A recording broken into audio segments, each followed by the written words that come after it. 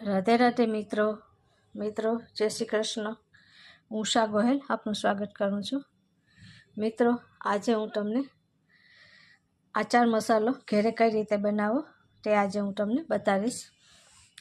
આપણે ઘરે માર્કેટ જેવો જ આચાર મસાલો બનાવી શકીએ છીએ।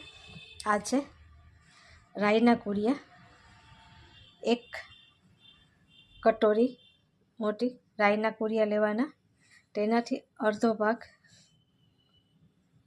મેથીના કુરિયા છે।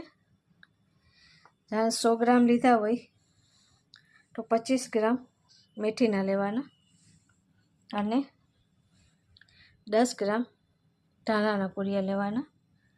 અને આમાં હિંગ છે અને આમાં વલિયારી છે, અટકચરી।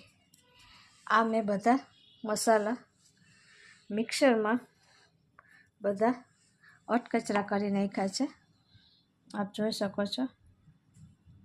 તેથી આચાર મસાલો સરસ બને છે। તો સૌ પ્રથમ આપણે પહેલાં નમકને શેકી લેશું।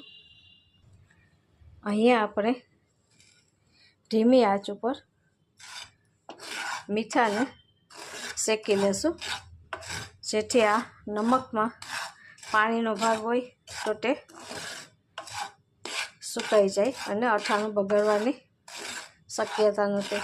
તેથી હંમેશા જ્યારે પણ તમે આચાર મસાલો બનાવો ત્યારે મીઠાને આવી રીતે નમકને શેકી લેવાનું। આપણું આ નમક શેકાઈ ગઈ છે, આપણે હવે એને બંધ કરી દઈશું। અને અહીંયા મેં તેલ ગરમ કર્યું છે, તેલને એકદમ ગરમ કરવાનું।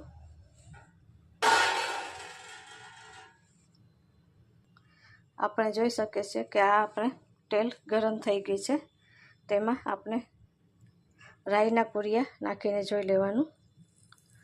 આપણું તેલ તૈયાર થઈ ગયું છે। હવે આપણે ગેસ બંધ કરી દઈશું અને તેને રૂમ ટેમ્પરેચર પર રહેવા દેશું। સૌ પ્રથમ પહેલાં આપણે રાઈના કુરિયા આવી રીતે થાળીમાં બધાયમાં ગોળ આવી રીતે રાખી દેવાનું।